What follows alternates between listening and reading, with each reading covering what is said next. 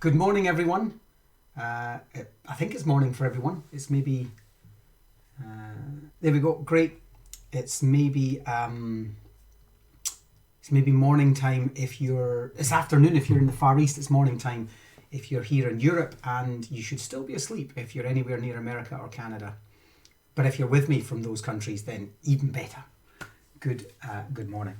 And so today we are going to be exploring, because we've done these twice a day, every day for the last, well, since Sunday, and we're going to be doing them twice a day, every day for every day of this month at least, while everyone's stuck in the house or whatever it is you happen to be stuck with this awful global virus.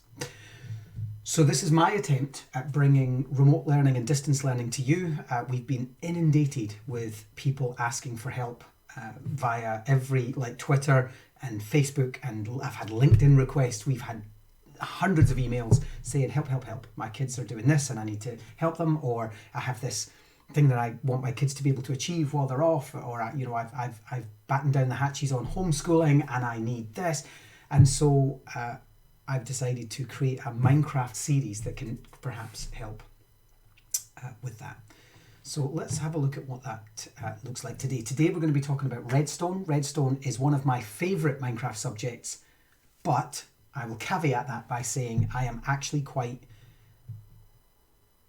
find it quite difficult. And I say that because there's lots of teachers teachers and parents and the people that we work with come to me and say, I really want to do this Redstone thing. I just don't know how. I've been doing this for 11 years and I still don't know Redstone like my students do. And quite often my students will be like, no, sir, you don't do that. If you want the door to open, you don't need 10 bits of Redstone. You only need 7 plus this part. Or you need to let them go this way, or you need to split the signal, and I have no idea what they're talking about. So I'd like to bring what I know about Redstone to the table, because I have this way of teaching it that has been hugely successful because it's difficult generally to teach Redstone. So let me begin by showing you what we mean by Redstone. We're going to make this real simple. I'm going to set up a new flat world. So just to remind everyone, you can catch up on all my videos on youtube.com/c/immersive minds. And you can check out everything we've done so far, from the basics of learning what Minecraft is, to moving around and starting your own world, all of the settings that you need to make appropriate for your classrooms. Yesterday we did biomes and mobs, and today we're doing Redstone. So I'm going to click on View My Worlds and then Make a New World. And we're going to call this world Redstone Basics. I'm going to make it creative because I am going to be creatively making things. I'm going to make it peaceful because I don't need monsters yet. Later, when we're doing maybe some redstone traps or something, we can do that. This is going to be a fun one. Nobody's going to be joining me, so it doesn't matter what. I'm just going to leave that on member. I'm going to make it a flat world because for the purposes of initially teaching you what this looks like and what Redstone does, I just need a flat world. You may remember from my previous video that this is what we call a canvas world, where there's no distractions. It's like a big sheet of white paper, and or in this case green because it will be on grass, and we just want to be able to build something with no distractions. We don't need a particular seed because it's a flat world. I don't need coordinates, although I tend to always have them switched on as good practice. Cheats, no code builder, always day because I don't want it to go nighttime. Let's head down to show classroom settings. Hi Luminous, thanks very much for joining. And Karina from Israel. Hi Karina, it's great to see you in with us. And where else have we got? And Karina's joining from Twitch, and Luminous is on Twitter, and Immersive Cat is on Twitch, and Catherine Morgan, who have commented so far, is on Facebook. So we are beaming out to 5 separate platforms, which is fantastic. Now, if we go perfect weather, because I don't need it to rain, and then let's not allow mobs. Let's switch those off, and it's very rare that you'll see me switch that off, but let's switch it off because for Redstone, I don't need chickens or sheep or any mobs of that kind. Destructive items, yes, I'm going to leave that on because there's a little twist I want to show you later, and it doesn't really matter about the last 3. Let's just leave them as they are. Play. So let's go into our little Redstone demo. Redstone is integral, like genuinely, if you want to make relevant meaningful lessons for your students, and you want moving parts and mechanics that make them think, and mysteries and puzzles, if you're doing mathematics, for example, or physics, Redstone's really integral to that experience for the kids, and the kids wonder about it. They want to know how you made that work. How did you get it to do this? How did you get it to do that? How, like in our World War II map, how did you get the artillery to fall from the sky, sir? Well, we used Redstone and command blocks, and we're going to be doing a whole stream on command blocks later. So first things first, let's just, first of all, you look around. I've just made this huge flat canvas world. If I fly up into the sky, you'll see that I have all the space to build in. So we're just going to build right here on our green canvas. And then what I'm going to do is I'm going to press the E key, and I'm going to go and get what I need first. Now, Redstone is like electrical circuitry. Let me just pop in. Oh. And you have a series of different types of redstone, but the one we're talking about is just redstone. It's the third one. Hey Anne, how are you? You're in with us. And so the third one on the third one in the row. Oh, Anne, if you're on, I can show you what I got for you. Do you want to see what I got for you? Or shall I save it until I actually meet you? I can see it from here. Let me know. Although the camera's tiny, so I'm not sure it'll do it any justice, but we'll see. So third along, redstone. So what we're going to do is we're going to take this redstone and we're going to put it in the middle of our inventory. So you'll see you have 9 slots. We're going to leave 4 on this side, redstone in the middle, 4 on the other side. Now there's a reason we're going to do that, and I'll tell you why in a second. You do want to see it, Anne. Okay, pause the stream. Anne needs to see what I've got for her. I want to see. Okay, here we go. And then I'll bring it to you next time we know we're going to meet. It's a stone, but it's no ordinary stone, Anne. It has a llama painted on it. From the llama farm in Scotland. And your llama is called Laurie, the llama. Boop.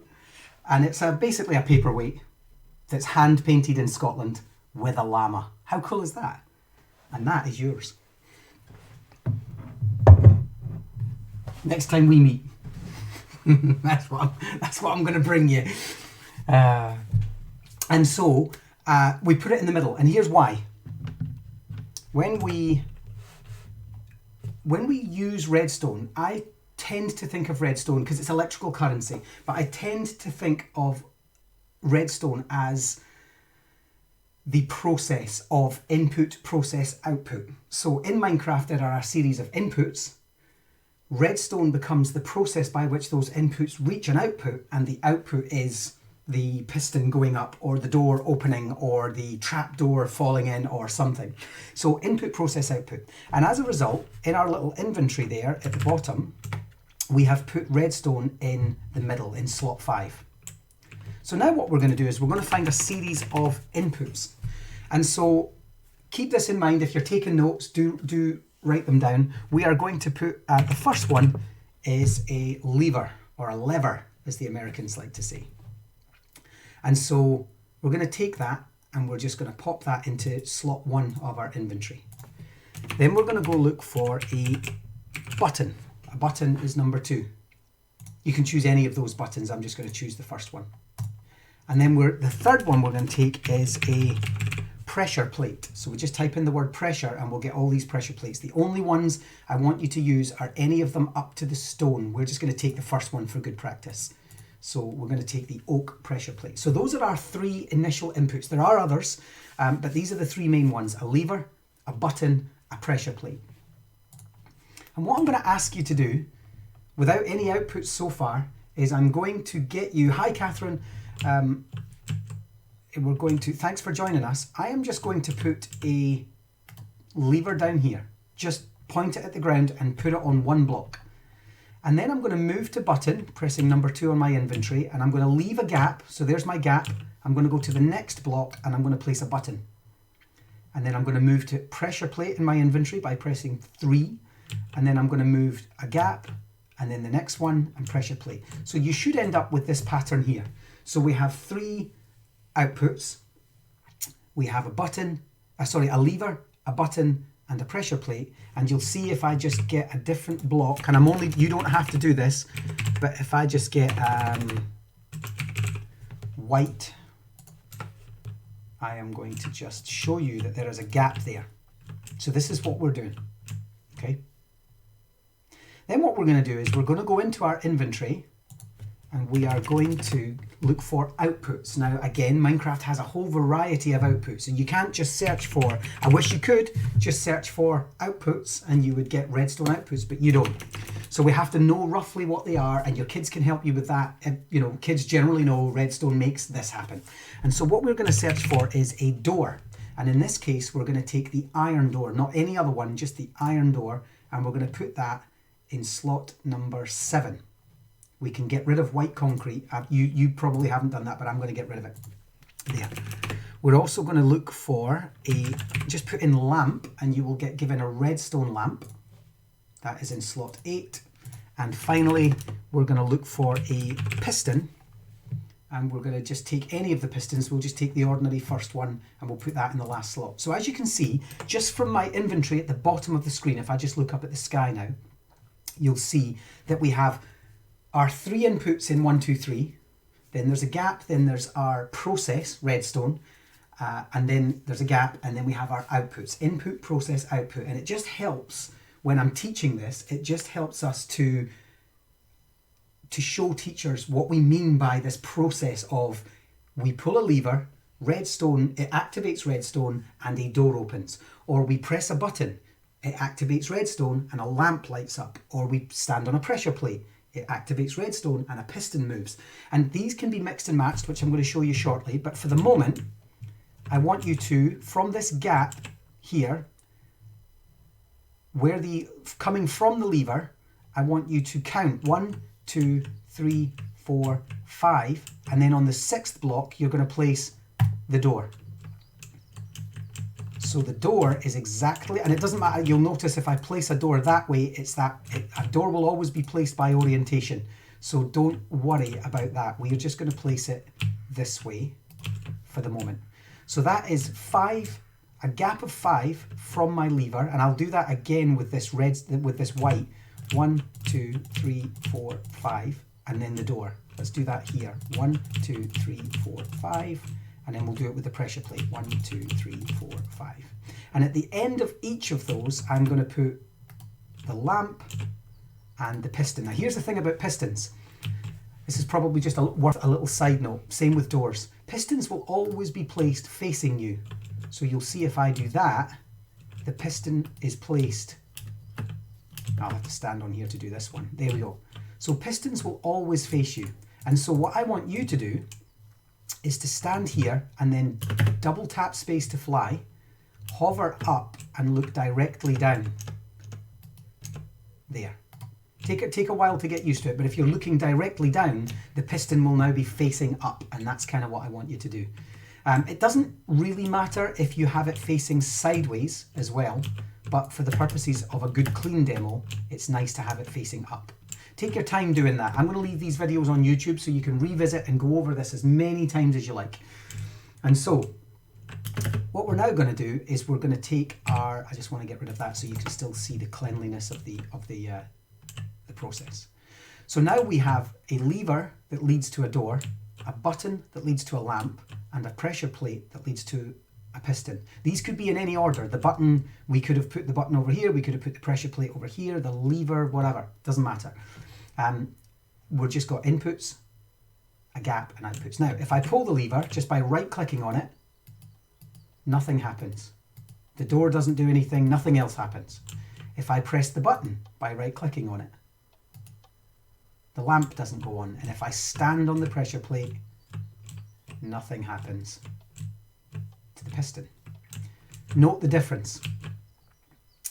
Pull the lever, press the button, and it automatically pops back up. Stand on the pressure plate. So these are different styles of inputs.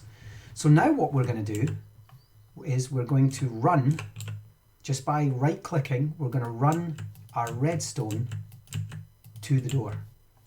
Then we're going to run our redstone to the lamp, and then we're going to run our redstone all the way along to the piston. So you'll see there that we now have an input, 3 inputs, a process, electrical wiring, if you like. The difference, you know, it goes from the plug socket on the wall. This is your plug socket on the wall, and it goes all the way along to the door or the lamp or whatever it is you have at the end. Yes, Immersive Cat, any input with any output. And then what we're going to do is now we're going to test our theory. So if I pull this input, you'll see that the redstone has now lit up and starts to puff compared to this one, and the door has closed. Let's just switch it off. On, off, on, off. So you see that the redstone charge is actually now creating a system within which the input works with the output. If we press the button, the light comes on and then automatically goes off. That's what buttons do. If we had a lever attached to that, we could put the light on as long as we wanted. But for the moment, and then if I stand on the pressure plate, the piston goes up. Only when I stand on the pressure plate. See? So that is the very, very basics of redstone. You must have an input, you must have a process, i.e. redstone, and you must have an output, an intended, when I pull this lever, what is going to happen. Now, what we can then do is we can take, what happens if, I tell you what I'm going to do, I'm going to get rid of all 3 of these. And then what I'm going to do is I'm going to just bridge the gap here and here. So you can now see that these are all connected. We've connected them all there. And then I'm just going to connect them to any one of my inputs. So let's do the lever first. What will happen now is when I pull the lever, all 3 will happen. Because you see the redstone charge has gone up the cable, it's gone to here, but it's also gone to here, and it's also gone to here. And so, if I pull the lever, we can have 3 things happen at once. Or, if I just break the redstone and place it there, we can pull the button, and all 3 things will happen temporarily. And if I break it here and place it here, we can stand on our pressure plate to make those things happen. But what if we did that in reverse? What if we attached it to all 3, but then, breaking these ones, we only attached it to any one of these? So I'm going to keep that there, but I'm going to link it to the piston only. So now the only thing we're going to be moving is the piston with any of these. So the lever will make the piston work, the button will make the piston work, and the pressure plate will make the piston work. And the only reason that works is because no matter which one we press, the redstone is following its path and is only going to the piston. We can break it from the piston and make it the lamp. This might be labouring the point, but this is always the most successful way I've found of teaching redstone. The principles of redstone at least, not what redstone can fully do. And the pressure plate only does the lamp. And then finally, and I'll make this quick, the door. So only the lever for the door, only the button, and you'll see how that works. Another way of looking at that is if we take the redstone and we do that, and we have a door, a lamp, a piston, and then any of our inputs. So 3 outputs, 1 input. When I press the button, pull the lever, all 3 will happen. It's just a different design. That's all we've done is a very basic, very simple, different design. So I'm not going to show you all of the inputs, I'm not going to show you all of the outputs, although these are the customary ones. Have a play around with those. But for now, I'd like to show you some of the limitations of redstone before we move on to showing what it can actually do with contraptions and things. And so let's just say I have my lever here. A lot of people ask, does it matter if the lever is facing? I mean, does the redstone have to do that? Or can the redstone do that? Same with a button. Let's make the same thing here. So I'll just make that there and say, does the redstone Does it matter which side the redstone comes out at? And the same with the piston. Does it matter? Pressure plate. If I pull the lever, you'll see that both have worked. If I press the button, both works. And if I stand on the pressure plate, both works. So it doesn't matter which side it comes out from. That's really just aesthetics. But here's one of the things. Let's just say we have a lever, and I'm going to use a lever because the lever is a toggle, so it's either on or it's off. It's not temporary, and it's not depending on me standing on it. And then what I'm going to do is I'm just going to run a big long line of redstone because we want to see how far this goes. And what we're going to do is, along the way, let's just count every 10. So let's say 1, 2, 3, 4, 5, 6, 7, 8, 9, 10. Oops. And what I'm going to do is I'm going to place a lamp. Let me just do this. Technically, so actually we'll do 9. Oh no, we'll do 10. We'll do 10. And I'll just do a redstone lamp. 1, 2, 3, 4, 5, 6, 7, 8, 9, 10. We'll do another one. Let's do it on this side this time. 2, 3, 4, 5, 6, 7, 8, 9, 10. This is just a little experiment to see how far 1, 2, 3, 4, 5, 6, 7, 8, 9, and then we'll put one at the end. And now when I pull that lever, only one actually works. And here's why. As we follow the redstone along, you'll see that it actually gets more and more faint until eventually it reaches this lamp. It also continues until here. It's kind of hard to see, I imagine, if you know, maybe a stream's not the best way of doing this, but this is the last time that it's actually active. You can see some puff coming out of it, some redstone dust coming out of it. But here, it's stopped. And that's because redstone has a certain distance that it's allowed to travel. Now, one thing to keep in mind is that is not, and we don't need to get too much into this because for lesson building this doesn't really often come up at all, but that doesn't mean it has a certain number of redstone blocks that it's allowed to traverse. So if you were to draw a maze, for example, with multiple spider pieces coming off of it, it would probably still work. In fact, we can maybe build a model of that. It just means if a single line has travelled for a set number of time, it will stop. And so you then think, but what if we wanted to pull a lever here that opened a door away over there for our children to get into a different part of the museum?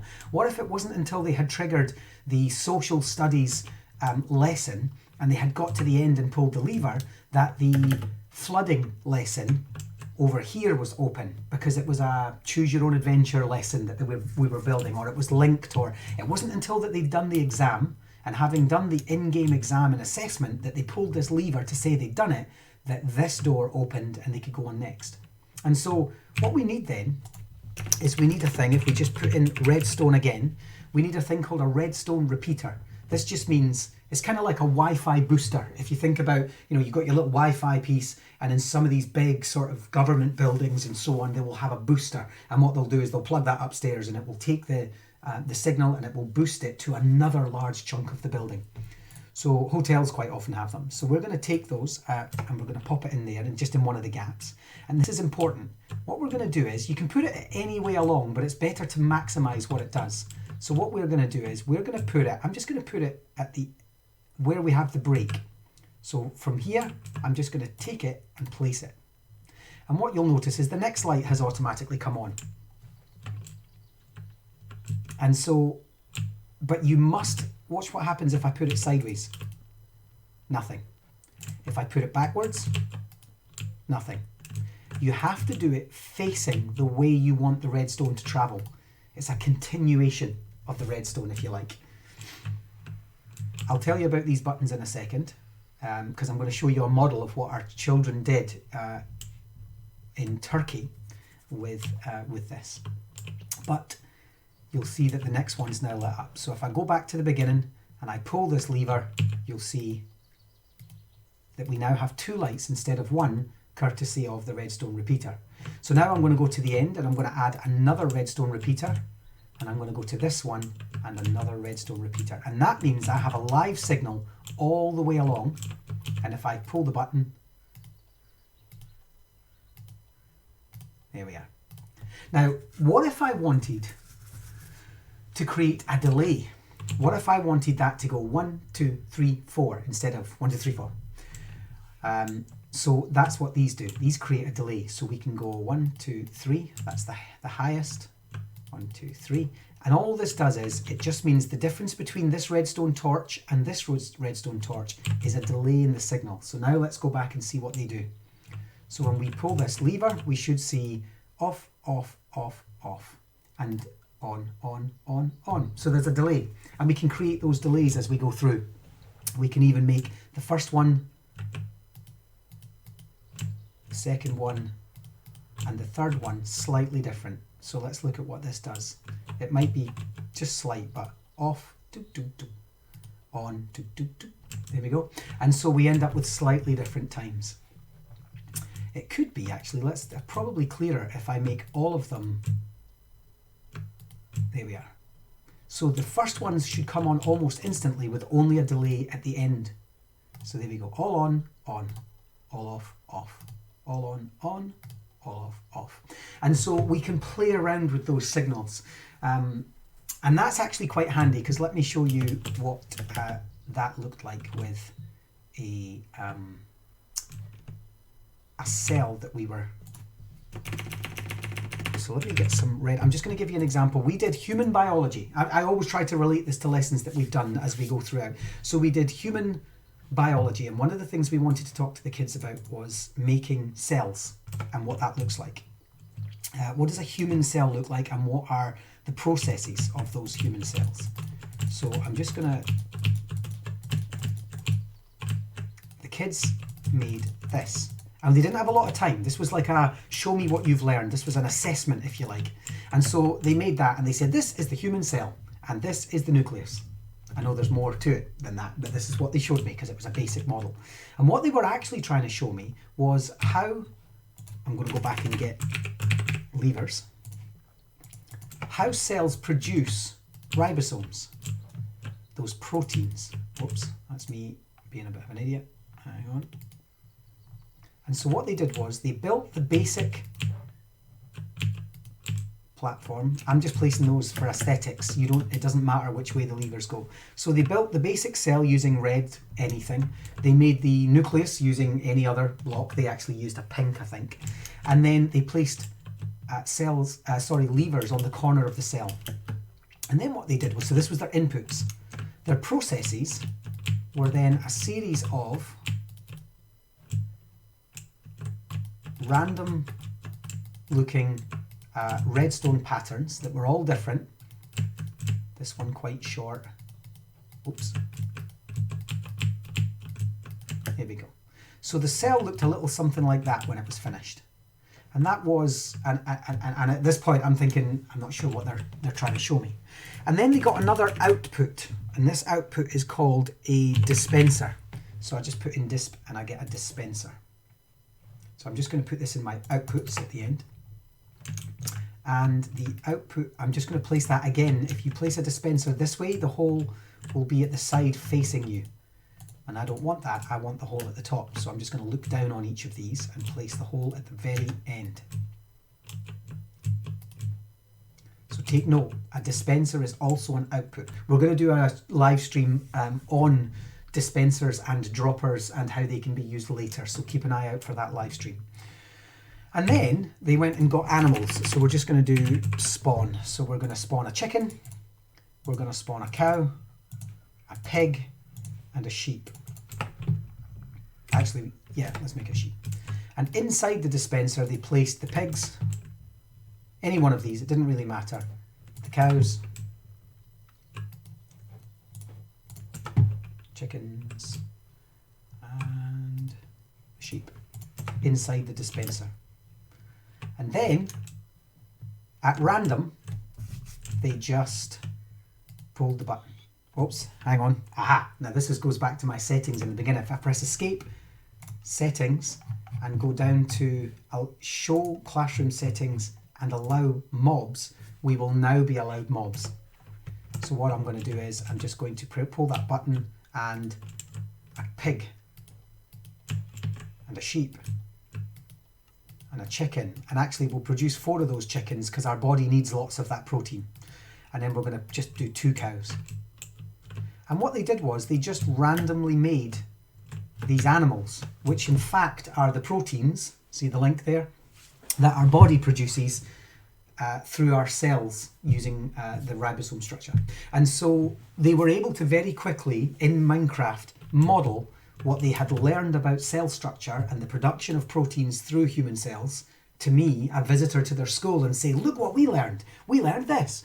And the teacher was observing and was quite happy with what they had learned. And so they just went around and randomly produced these, and the animals will wander off and do their thing. It's a nice little model.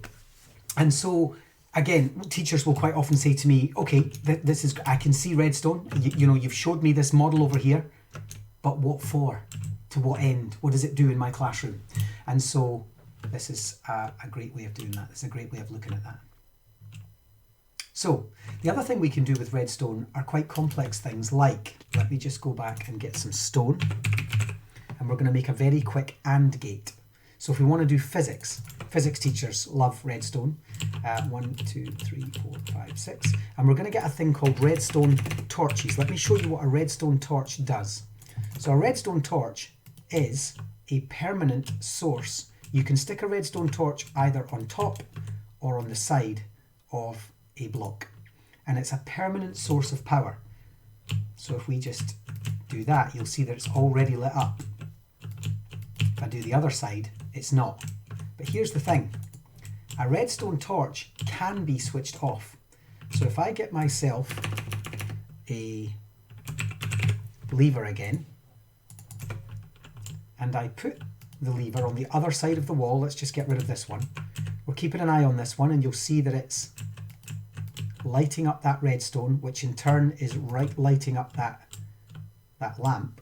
If I now switch this lever, the lamp goes off. So now what we have is a different kind of gate. What is this? I can't remember what type of gate that is. Answers in the chat if you know what kind of chat, because basically what we've done is we've swapped the signal. So we've said when lever is on, lamp is off. When lever is off, lamp is on, simply by adding this in.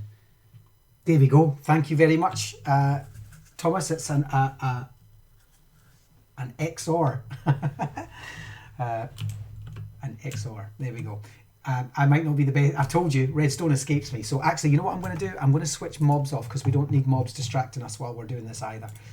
So get into the habit of just getting rid of mobs if you don't need them. There we go. No more chickens and pigs and cows. So here's the thing. And I'm going to show you a big lesson that we use this in, a maths lesson that we use this in. So what happens if we have 3 levers and we want an AND gate? So what I'm going to do is I need to test this theory.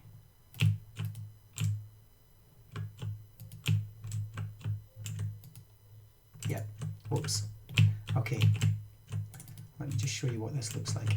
And what we're going to do is we're going to put our redstone torch here.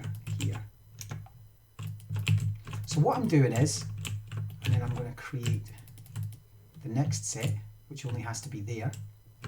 We're going to do the same. We're going to have this one, redstone joining those two, and then that redstone tells the torch to be switched off. I'll explain all this in a second, and then we're going to do the lamp. There we are.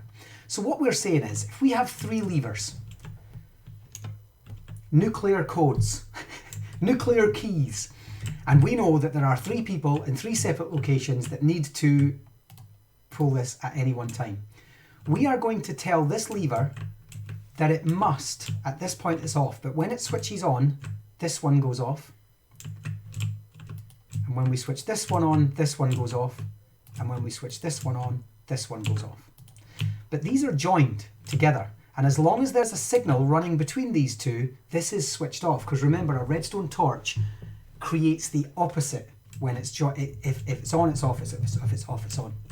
Which means this signal is now off. So what we need is these two to be activated in order for that to become, or these two, sorry, to be deactivated in order for that one to become activated, which in turn will create the same process. So let's try this. Let's switch this one off. Nothing. Our lamp is okay. Let's switch this one off. Our lamp is okay. Even if we were to switch that one off, our lamp is still off. But when we switch them all on, our lamp goes on. Because you see what's happened? The signals have died here, which have switched these on, which have given these on, which has killed the signal here, which has switched this on and given us our lamp. So we've created an AND gate. Only when this lever and this lever and this lever are switched on do we get a lamp at the end. So we can start to do quite amazing physics. Now let me show you a world where that actually became apparent. It was something that we absolutely needed, was a large AND gate. And I'm going to take you to Break-In Math Apocalypse. So we wanted the children to do a maths puzzle, and only on successful completion of the math puzzle would we have the results. And so let me just go in here and get out of it, zombies. So this is called Math Apocalypse because there is a zombie apocalypse that the children must solve. And actually I'm going to do, I don't really want to do kill entities. So to stop them getting in, I'm just going to block the door. And then I'm going to take a sword. There are fun times in Minecraft, you know. And I'm just going to get rid of these guys. Get out of it. I just don't want them distracting the lesson. I could switch them off, but it switches them off across the whole game, and actually this is a live lesson where the children are using it to solve a puzzle, so maths puzzles. So I don't want to kill all of the entities. Now, what I can then do is we're looking at a maths puzzle that we made that means every time the children pull a lever here, something happens. Well, either nothing happens or something very specific happens. So if I just randomly pull this lever, nothing here is going to happen. But if I pull this one, 1, 1, you'll see that the 1, 1 light came on. If I then pull 2, 3, you'll see that the 2, 3 light came on. And what we're hoping that children establish is a number pattern. So it's 2 across 1 up, then 1 across 2 up, which is 4, 4. So let's do 4, 4. I happen to know that because I designed it, but we want the children to find that as part of their investigation, their mathematical investigation, which means the next one is 2 along 1 up. So the next one should be 5, 6. So let's do 5, 6, 6. Boop. There we are. Now, all the time I'm pressing this door is closed, and this door is closed. That's the point. The children can't get out of the room until they've completed all of the levers. Remember what I did in the last world? There were 3 levers in a row. This just happens to be a bunch of levers on a wall. And then we're going to do the next one. So that was 1 across and 2 up, which would be there. Yep. And then from there it would be 2 across 1 up. There we are. Again, the door is still closed, and this door is still closed. And then if we pull the last one, which is 10, 10, you'll see there's a delay, and then this door opens and this door opens using pistons. I'm going to go back to our original world and show you how I did that. And the zombies came out of that room, and now the kids can continue on their journey. And to do that, we needed to create some really complex redstone. This is a nice challenge for your children. So if I head into this room and we add some lights, let me just put in some lanterns. That'll do. We'll just put in some sea lanterns. It doesn't really matter. I'm just going to place those around. There we go. So you can see, I'll just place one here. You can see that we've created this really quite complex, or it looks complex. It's actually more complex than it looks more complex than it is. Because here's what we've done. At the back of so behind that block is one of the levers you would pull. And that instigates this redstone, which splits. Remember I showed you the split? So this splits. whoops, the lower part goes down underground and basically goes underneath the map and lights up the appropriate lamp. I showed you the lamp piece, all right? But it also splits. Where does it split? That one that I showed you was this one. So it splits to go this way and under there, but it also continues. And every single one of them, you'll notice, continues to an AND gate, where this row is eliminated down into this row. This row is eliminated down and down and down and down until we end up with a single thread. And it's that thread that opens the doors. It just goes to the end, it gets split and 2 doors open. And so in order for us to make this contraption, this whole maths puzzle work, we needed an AND gate. And I must admit, it was kids that gave me the answer. Kids were like, it's easy, you need this. And they went and showed me. So when you're thinking about your lesson design, specifically, think about some of the things that you'll need in terms of a contraption, a redstone contraption. So let me go back to my original world and show you what we did with the doors, because redstone can be used to create traps, and well, you've just seen an example of that there, but the door was a significant one. So here's the thing. If we take a very distinct type of piston, which is called a sticky piston. A sticky piston is a different kind of output from a normal piston. And in fact, to show this, I'll get both pistons and show you. So what I'm going to do is I'm going to put a lever, then a gap, then a lever, and then I'm going to run 2, 3, 4, 5, 6, and 1, 2, 3, 4, 5, 6. And then what I'm going to do is I'm going to put a sticky piston down, an ordinary piston, and a sticky. In fact, let's do that the other way, because when I'm this way, I'll be running back to front. There we are. Ordinary piston, sticky piston. And then on top of that, I'm going to put a white block and a white block. You can put any block you like. Okay. When I pull the ordinary piston, the block will go up. When I push the sticky piston, the block will go up. But when I pull the ordinary piston, the block remains, because that's how gravity works in Minecraft, although we're going to do a stream on gravity later and show you that that's not always true. But when we press this one, it goes with us. You see? And so if I was to put that sideways,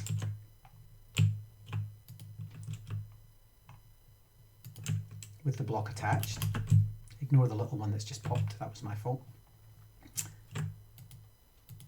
we have the ability to pull blocks the way we want them to.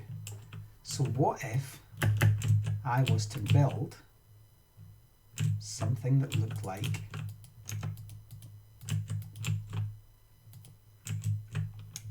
this? Let's just put another sticky piston there, and then let's have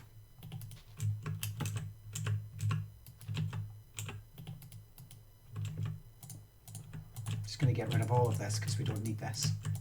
So you'll see what I've done there is all I've done is I have the redstone going into this piston, and then I've made it turn around and go up a block. We haven't showed you going up blocks yet, but I'm going to do that next. And then I've had it going round the corner and into the top piston. So now with the touch of a button, we can close a door. And if we were to make that look a little bit more tunnel-like, we suddenly have a secret door. And that's how we did it. That AND gate led to a single thread, and that single thread did that. So suddenly the kids could get out. We actually had two. We had 4 pistons, 2 on each side, and they kind of closed the gate on each side, but that's a little bit more redstone than we need to know. And so there's another way of doing a nice door that says you can only get through here once you've finished this particular piece of exam or this particular piece of narrative, and then we can have them go through that. We have a question from Immersive Cat on Twitch that when you go up blocks and round corners, do the same rules apply about length? Yes, they do. The same rules apply. So you still have to, and that's actually quite interesting. It's a great question, Kat, because if you put a redstone repeater here, it won't work because the redstone will not run up and attach to it. It won't work if you do it that way either. So you have to be, what I would have to do if I needed a repeater, say this was at the end of a very, very long piece, what I would need to do is I would need to have a long, and kids will tell you there's different ways of doing this. I'm probably the old guy that's doing it totally wrong. But we would probably need to build a redstone repeater there now, because we've given it a chance to run up and to the redstone repeater and then have it go to there. So that's how we would do that. There we go. So it still works. We've just been able to elongate it. So that's kind of what we would have to be doing. So on that note, let's look at how redstone works uphill. So if I have a block, I'm just going to build out of white because it's easier on redstone. If I have a lamp, and I'm just going to do this in a number of different ways. Here we go. So what we're going to do is we're going to get our lamp, put it on the end, and oops, and the end. There we are. So if I wanted to put a lever on each one of these and see what works, I can run my redstone straight to each one of them. And then I can press the button, pull the lever. That one works. We've already established that. That one works because it is transferred through one block high. That one doesn't, and that one doesn't. So we've already lost it. So then we think, how would we do that then? How would we get it to transfer? So I already gave you a hint earlier when I did this. Whoops. And what we could do is we could transfer it one up so it will climb. And we would have to do the same on this side. So we'd have to have one climb and then two climb. So we're creating a stair system, which can get messy.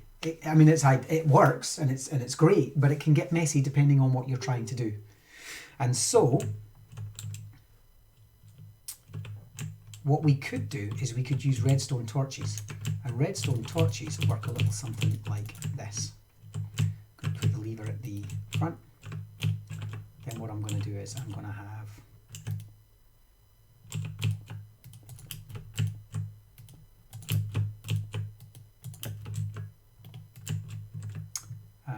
I think I need to do one more actually. I think the redstone torch has to be, the redstone lamp has to be above. Let me just double check. Sometimes I get mixed up when I'm doing this.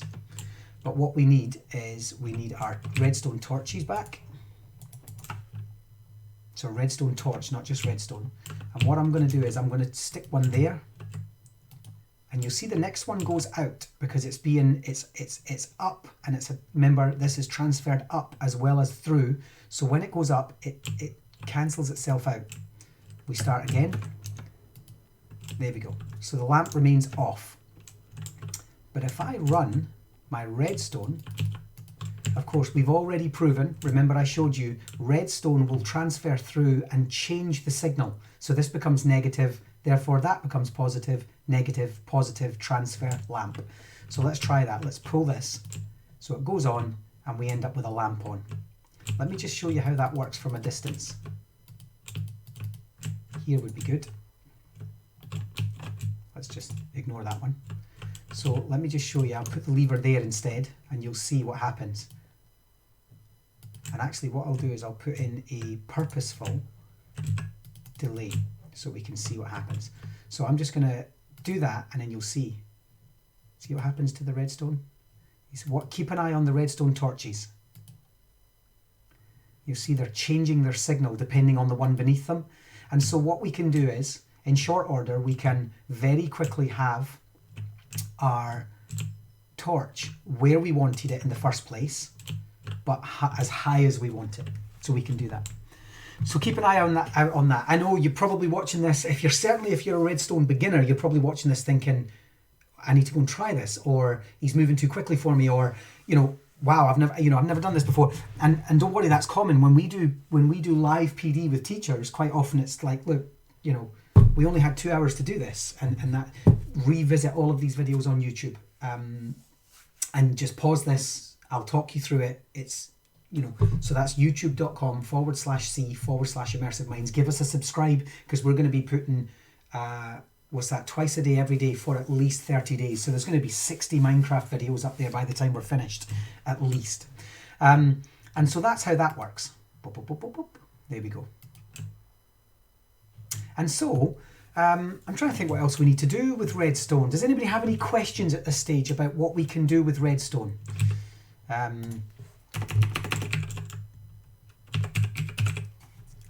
Let me show you a block of redstone while I'm waiting on questions. Can I just ask to clarify, a negative redstone torch doesn't switch the redstone circuit off, it just flips the charge. Yes, so it's not the charge to a lamp. Let me just go back to here. The charge to a lamp is radiated either through, see, so that one there is radiating up to this block, and therefore this block is charged.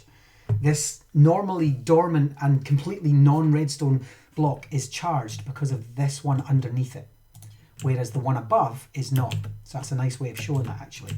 That one's charged, that one's not. And it's because the block underneath is not charged. If I pull the lever, we will see a change.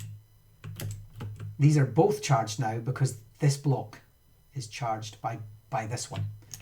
So that's actually quite interesting. Bum, bum, bum. There we go. Dum, dum, dum. And actually, it's a really nice...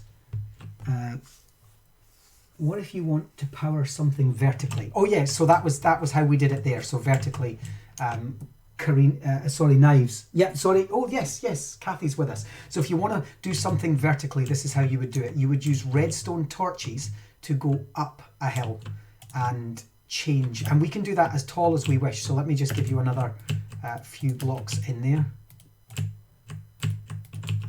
And I'm going to show you an example of where we've used this. We actually did this in Ireland many years ago to look at the Easter Rising and what happened to the soldiers in the Easter Rising when they rebelled and they locked themselves in the post office, and the British Army were coming to get them.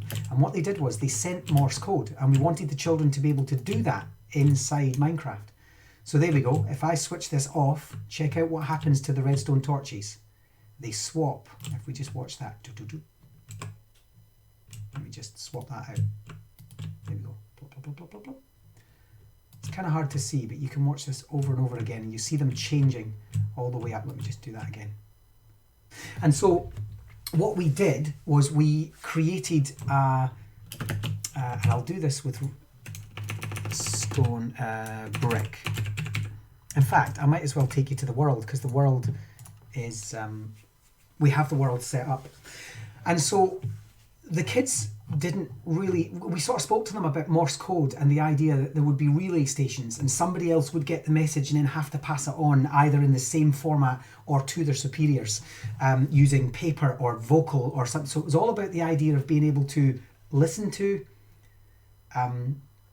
understand and translate a sound message into language and then take that language beyond.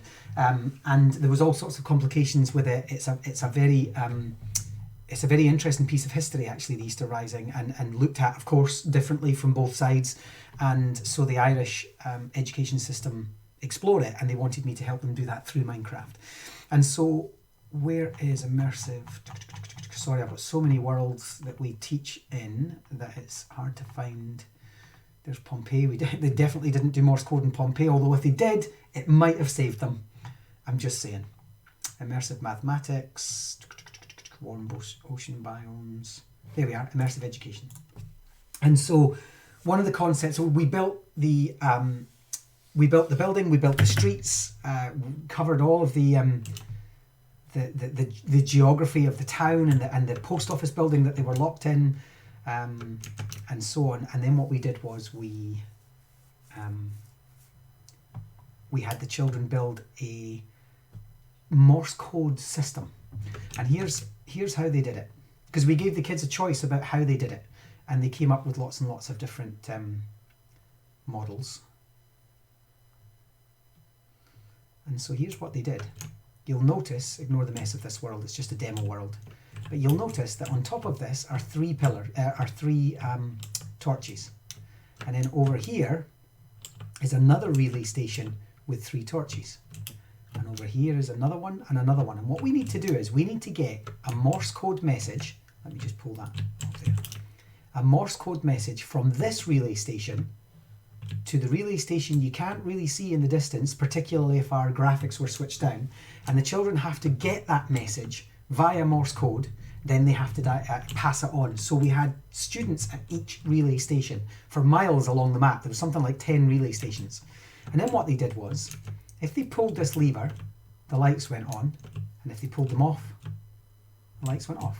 And what they were able to do was they were able to go on, off, on, off,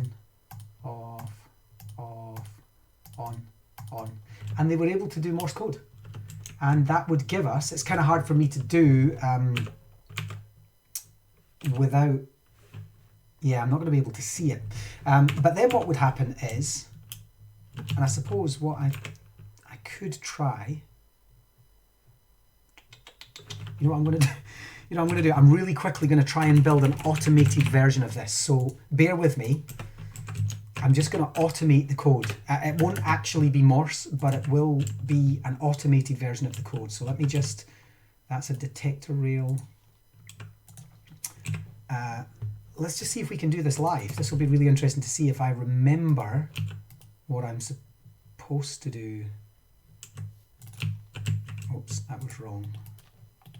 There. Gonna need that.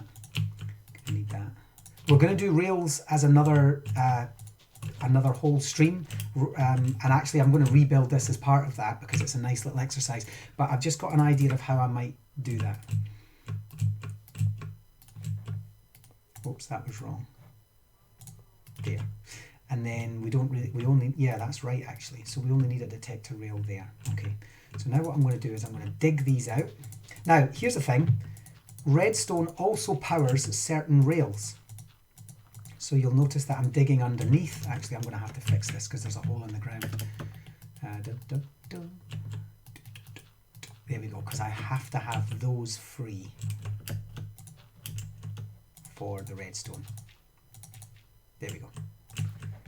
Not that it matters about the corners, but I am going to need this layer free. And the reason for that is because if I go and get my redstone torches, I need to place one there, which powers this rail. You see how that rail's dark red and that rail's light red? Well, that's because they are powered from underneath, which means if I put a minecart on there, they get a boost. This is a detector rail, which means it detects when when something goes over it, and it sends a redstone signal. It pings a redstone signal out of the track. And so I'm just going to cover this over so that we can get ourselves a minecart. And so I'm then going to put the minecart on there and push it. There we go. And you'll see that the minecart is going round, and every time it touches, it sends a redstone signal, which means we should be getting... It's a consistent signal. It's not Morse code. But imagine we could automate Morse code using the delay system that I showed you on redstone repeaters to create a very specific message that played over and over and over again. Apocalypse style. And so, when these players are standing at the next, they can't see ahead, but they can look back at this one. And let me just go to time set night.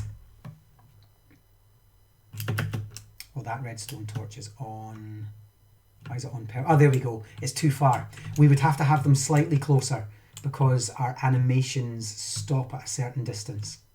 There they go. They stop at that distance. And so we'd have to have them closer. And I think we did actually. Or no, maybe in Java, because we did this in Java. I think Java, the distance was... But this is where our next one would be. Yeah. So the kids see it from here and they read it. So they go, oh, look, beep, beep, beep, beep, beep, beep.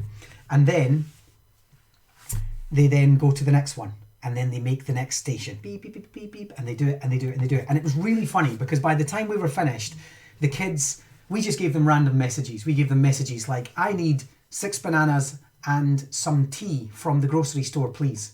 And by the time we got it to the end, it was crazy. The message was nothing to do with bananas or tea. And it was really funny to see how that had been done.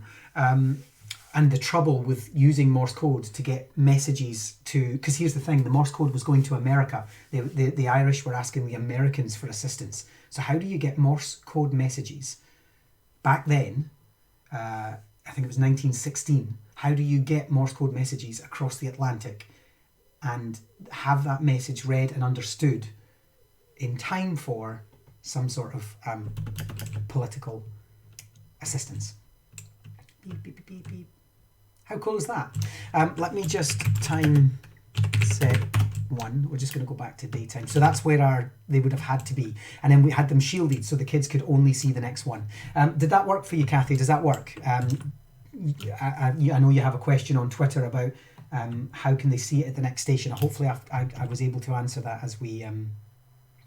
Here's another redstone example. So wind farms. Wind farms don't generate electricity in Minecraft because we don't have wind and they don't move. So one of the exercises we did was getting children to think about how wind can be harnessed in Minecraft as a renewable energy. And this is what they came up with. So you'll see there that we have, at the moment, we have, ignore this AND gate. I'm going to come back to the AND gate in a second. But we have this minecart going back and forward. And as the minecart hits detector rails, it gives us a redstone boost. But there's gaps where the detector rails are not there, and so you'll see that it goes off, on, and it keeps doing that. And then what happens is, this runs with a series of repeaters to a house. So let's look inside this house and see what's going on. Let me just finish the windows. So we're going to peer inside this person's house, and they're getting brownouts. So every so often their house is going on. There we go. There we go. The lights are on. Let me just, again, time set night. So we can see that their lights are going on intermittently. So they're getting brownouts, and that's actually very... thanks for the... Good. I'm glad that works. And Chipster70, thank you so much for hosting. We're talking about redstone and its use in education systems. Now you'll see there that what I've done is I've just made what I showed you earlier. So I've had it run into the house, then I've had it run upstairs and go into the light system in the roof. That's all I've done, so I'm just going to fix the walls there. So this person is getting brownouts, which is not great. That's happening right now in South Africa. Lots and lots of power issues in South Africa, for example, which is tragic. And so that's not ideal. And that's because over here, if I just go time set 1, this is replicating the wind. According to my students, when it hits a detector rail, it's a gust of wind. And it's going to turn that... Watch MCBC, thank you so much for the follow. That's going to imagine that every detector rail and power outburst represents a gust of wind. It's a windy day. And so then the kids were like, yeah, but that's not consistent. You'd need detector rails all the way along there. And that's not fair to assume that one wind farm is going to power all of those houses or even that whole city. So we built 5. And underneath each of those, we built the same process. So you see the redstone, and we built the same process. And then the idea, although in this model it's not finished, is that each of those will link to an AND gate. And then, so if this one is blowing, this one, this one, this one, and this one is blowing, and they're all blowing randomly, so we could swap, for example, on the next one, we could take the detector rail and we could put it there instead, and we could take the redstone, and that actually gives us more consistency, and we could maybe take, where is it, that one out. So there we go. So we swapped it round now, and if every single one of them, and we had big enough wind farms, so let's face it, in the North Sea we have thousands and thousands of these wind turbines as part of wind farms. If they're all blowing and they're all taking wind as it comes in its sort of the magical ways that it does, then we would eventually end up with a consistent power system, a strong enough and consistent enough power system to make all of those houses light up consistently. And so we were able to, just by using redstone as wind rather than redstone as electricity, whole, solid, proper, let's imagine our redstone is in fact a model for wind. and then that wind is then given to us using an AND gate. And so lots and lots of different ways we can do that. These are daylight sensors, so you'll see during the day these daylight sensors are active. So I'm just going to put a lamp at the end of one of those. So these are solar panels. So as long as we have solar panels active during the day, but what happens if we go time set 15,000? What should happen, and it normally doesn't because it requires me to build the process again. Let me just see if this works. There we go. That's because I had to build them again. But this is nighttime. It's what happens when you convert the worlds from Java to Bedrock. You sometimes have to recreate the structures, the redstone structures that you made. So at nighttime, we're not generating any electricity because these are what are called daylight sensors. But if we go time set day, we suddenly are able to power things. So what if we spoke to our children about wind power? There's a cow now stuck in there, look. All right, wee guy, you having fun? He is having fun. We're just going to leave him there. But what we can do is we can. What if we did wind farms? What if we did solar panels? What if we did? This is an example of a light. And what I want to show you is I was going to show you the. I was going to show you the redstone block earlier. So let me see. Where is it? Yeah, it's already there. So this is a piston. Why is that not letting me? There we are. So this is a redstone piston. Remember we showed you earlier, we showed you pistons and sticky pistons. Well, this is a sticky piston. And on the bottom of the sticky piston, you'll see that I've built a redstone block. This is just basically a giant block of power. It's like a battery. Imagine this is a battery. Hi, Dave Weaver. Thanks for joining. And what we're now going to do is we're going to switch this to nighttime sensors. So just by right clicking, you'll see that it goes blue or yellow, blue or brown. This is daylight. This is nighttime. So what we now have is we now have it set as a nighttime sensor. Again, I'm going to have to fix that. There we are. Why does it think if it's detecting nighttime it's on? That's weird. That doesn't make sense. Oh yeah, of course it does. Of course it does. Sorry. So it's a daytime sensor. So while it's on daytime, it's activated the piston and it's stretched the piston and it's taken the redstone away from the lights. If it's nighttime, it's off. So let me just go time set and then we're going to go. There we go.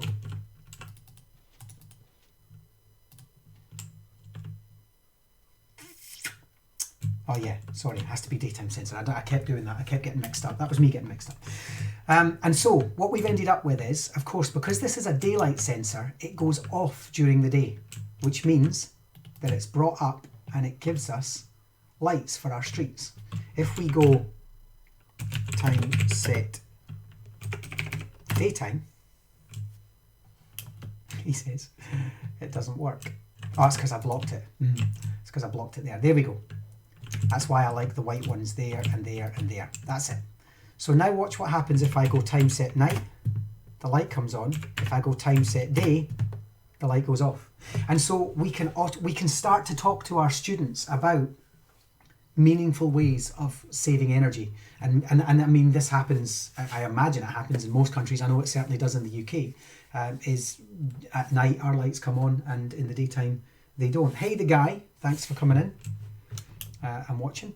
And so we have wind farms that work if we use redstone appropriately and rails, which I'm going to do a whole separate thing on. We also have daylight sensors. We have lights that we can use that only work using day and night light sensors to give us the right type of lights. What happens if we do something like, we've got hydropower. I'm going to do a whole stream about hydropower. So it's the same principle though. We use water and rainfall to make the hydro system work in Minecraft. So the city only gets power if the hydro systems work. But what if we did something like, remember that AND gate that I was showing you earlier? What about multi-storey car parking? Not the most exciting subject in the world, but what if you wanted to automate this so that you knew that if a car came in, so let's just say that this car leaves, this yellow car leaves, a space becomes available, and another yellow car leaves, yes, space becomes available. But then another yellow car comes in, and he parks there, and so that becomes a space.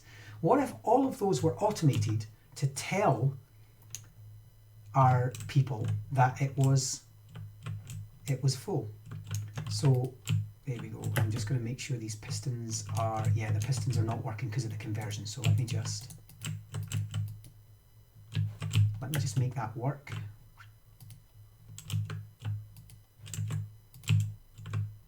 What happens if I do that? It's not working. Let me just, oh, it's because it's broken. Look at that. Dun, dun, dun. Let me just, why does that third one not work? Aha! We have a redstone. So right, so this is probably a good example of showing you why redstone runs into one here. See it running into that piston? It's activated that piston. It's then transferred through and activated that piston, but it hasn't activated the third because we know that redstone only activates through. So I've had to run it along the side now and then fill that up. There we go. Oops. There we go. That'll do. Right, so let's check this out. So at the moment, you can drive into the car park. So right now, you can drive into the car park. There's a sign up above that says spaces, and you can drive in and you can take your car straight into the car park up here and you can find a parking space. But what if, and let's just imagine this isn't 3, this is hundreds, but let's imagine we have 100 car parking spaces and number 97 gets filled, number 98 gets filled, and number 99 gets filled. And what we end up with is we end up with the gate closed and it says, sorry, 97, 98, 99, sorry, I can't even do that, 98, 99, 100. And then what we end up with is we end up with the gate closed, car park full. And that's basic systems that we see today in all of our system.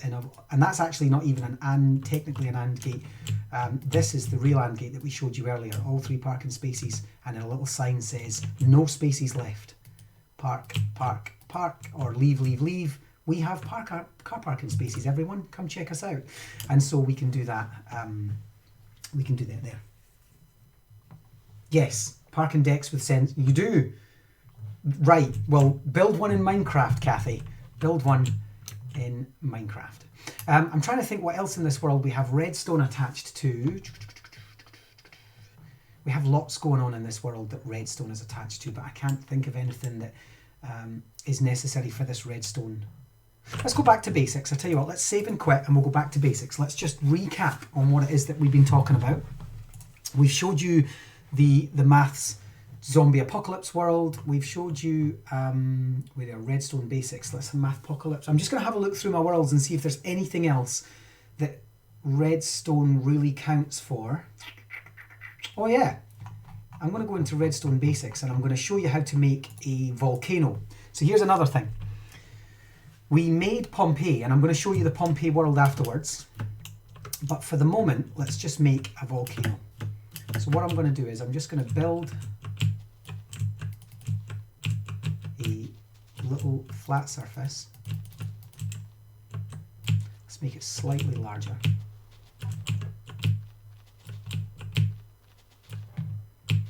And the reason for this is because I just want to build a little hill that will become essentially a redstone volcano. Whoops. There we go. We're just going to move that over.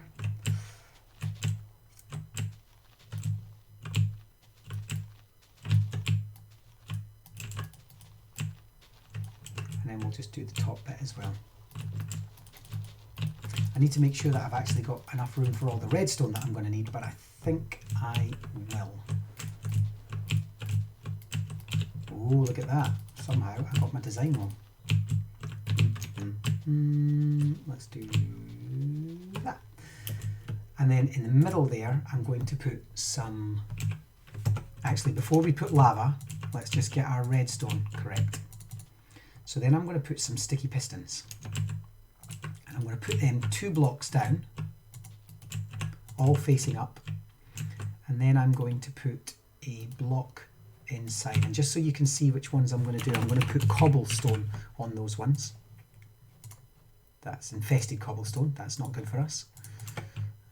Let's put that, and that. And so remembering where our redstone is, our redstone needs to be there, there. This is now looking at the pistons from the side, there, and there. So what I'm going to do is I'm going to run my redstone out here.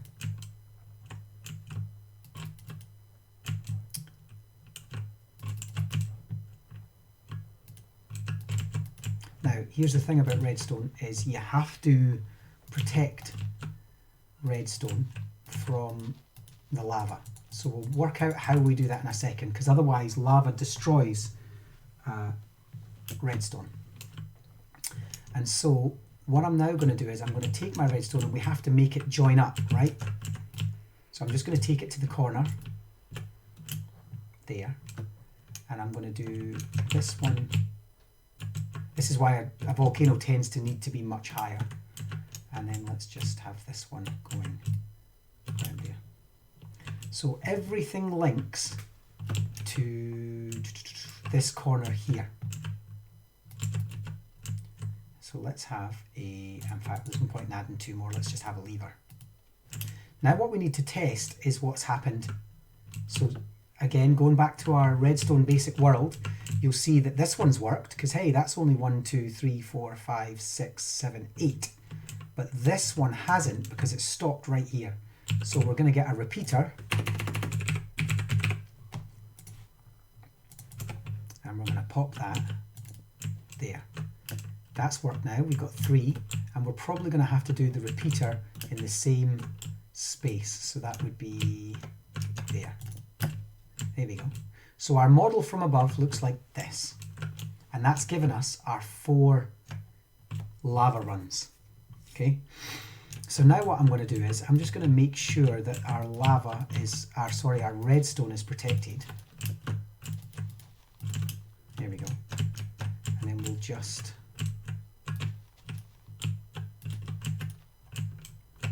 so all I'm going to do is just make sure that our redstone, whoops, all the way along is protected. That'll do.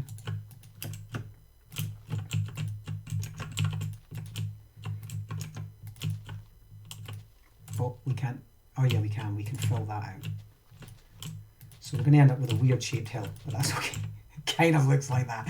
That's my volcano. Nobody laugh, okay? Because I'm going to show you my actual volcano when we're done. And you'll be amazed. There we go. So I'm going to protect my little lever there as well. And then we're just going to protect this. The reason I'm protecting this again is just because it's going to destroy. It's going to get destroyed otherwise by the lava. Lava likes to destroy redstone, as does water, incidentally. So look out for that. Just put another one there. I think that's us. Uh-oh, look what's happened.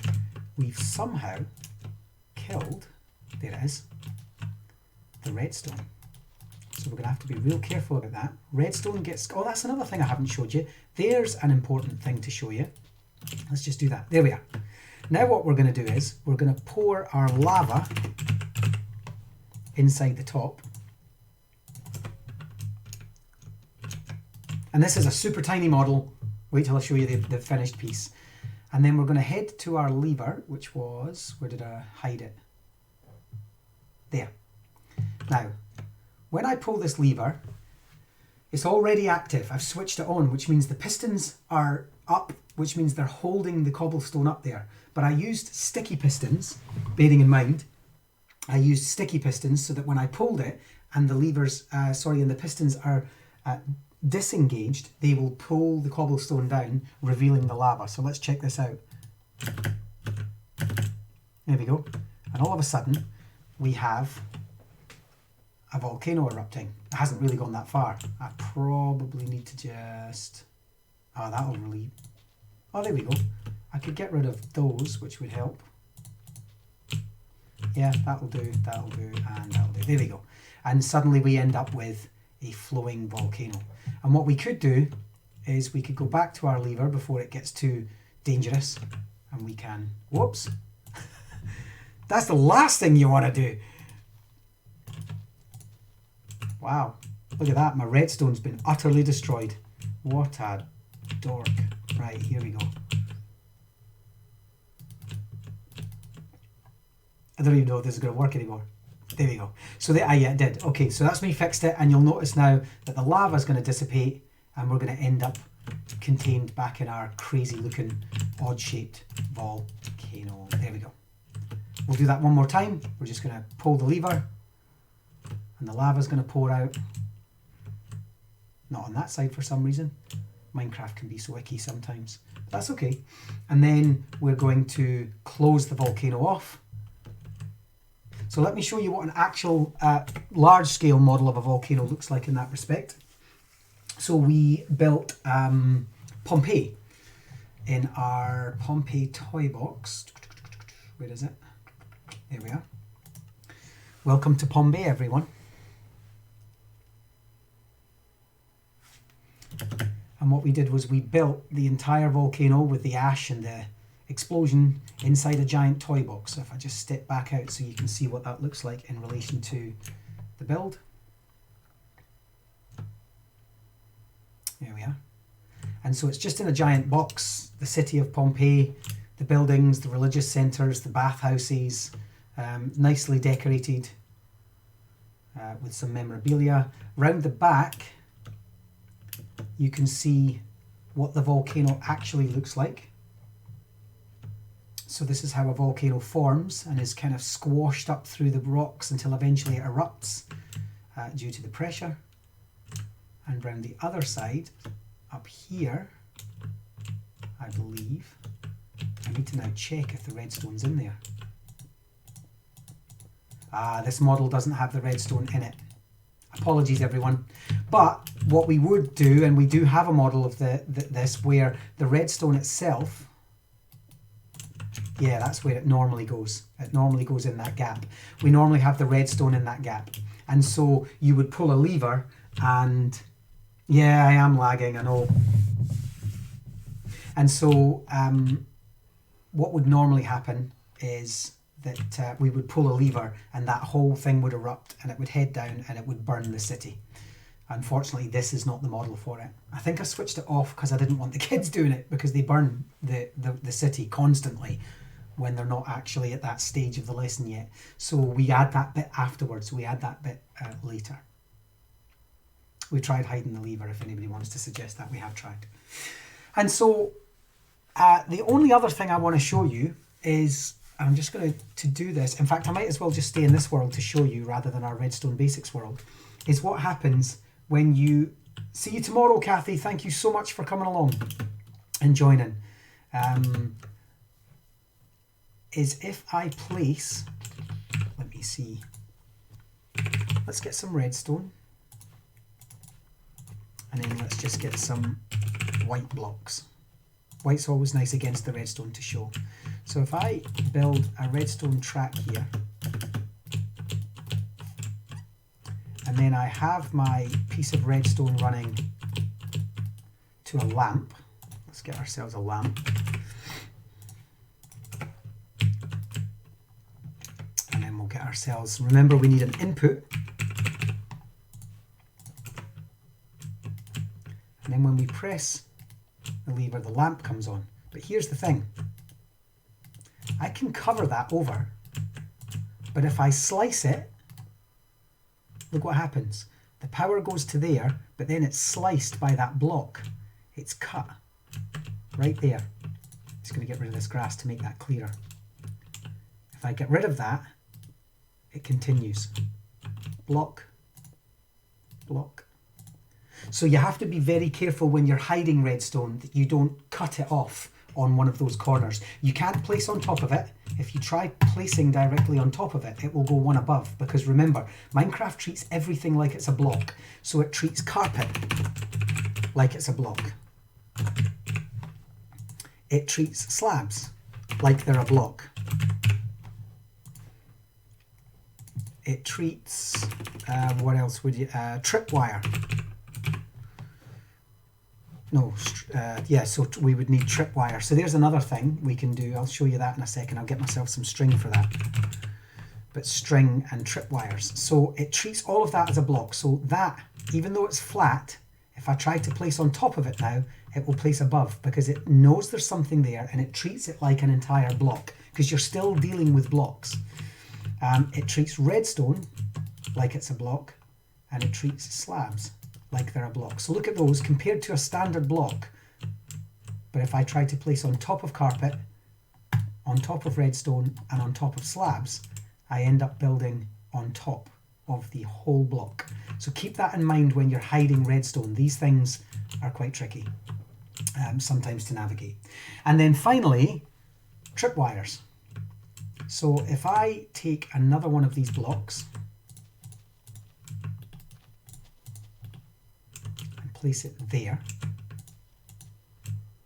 a tripwire is another input. So what I can do is, I'm actually just going to build one there instead. Getting rid of this grass, it's just in my way. There we go. And what I can do is I can put a tripwire there and a tripwire there, and then I can run string.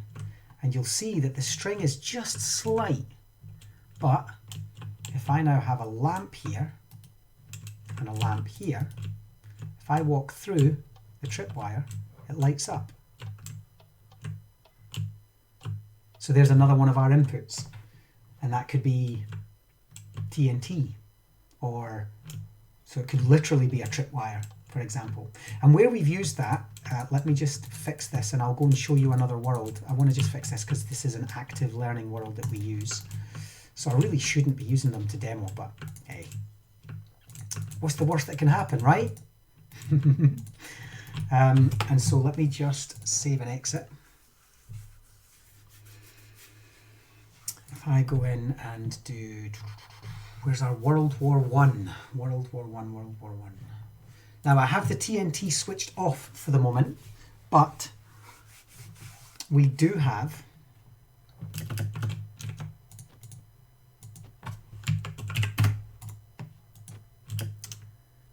our World War One lesson, and we do have tripwires in there.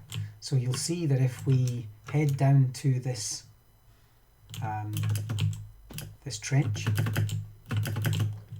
you'll see that when we get to the bottom of the stairs there's a tripwire. It's hit, the panel is hidden in there, but there's a tripwire. And when you walk over that tripwire, I have it switched off at the moment, but what would normally happen, I think it's because it's switched off by, oh no, allow destructive items off. I think I just have the command blocks blocked off. But if you go over the tripwire, TNT falls from the sky like artillery. And so the soldiers, there's another one. So you'll see there, if I do that, you'll see where it is. And so what I've got is I've got it so that if you run through, you hit a variety of different things, and then TNT falls from the sky and you have to survive an artillery barrage in World War One. And it's just a lot of fun. It doesn't actually get you. There's too much of a delay on it. So as you can see from the maths one that I showed you with the gates opening and the AND gates and things so that the kids could solve the grid referencing puzzle, the artillery in World War One, all the stuff that we've showed you today, Redstone is integral to the experience that players have when they're, and it's what they expect as well. Somewhere in this world there will be something with redstone that does something. It will open a door, it will trap a zombie, or it will make a wall collapse, or it will throw TNT at me. It's what they expect. So when you're thinking, I'm talking to the parents and the teachers out there thinking, how do I design a world that makes this happen? Redstone could be the answer. Check out this video on YouTube, youtube.com/c/immersive minds for the whole library. We're taking you from the very basics of what is Minecraft right through to the most complex stuff that we've done in classrooms all over the world. We work in 62 countries. Actually, I think it's up now, although Corona might kill some of that adventure. But we work in 62 countries to date, and we use Minecraft in all of those countries, in classrooms, museums, art galleries, businesses, you name it, to create experiences that teach.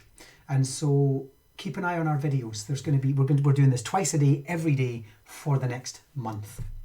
Thank you very much for listening. I will sign off now. Please give us a follow on Twitch, twitch.tv/immersive minds, mixer.com/immersive minds, depending on your favourite platform, or just check us out on YouTube and give us a subscribe.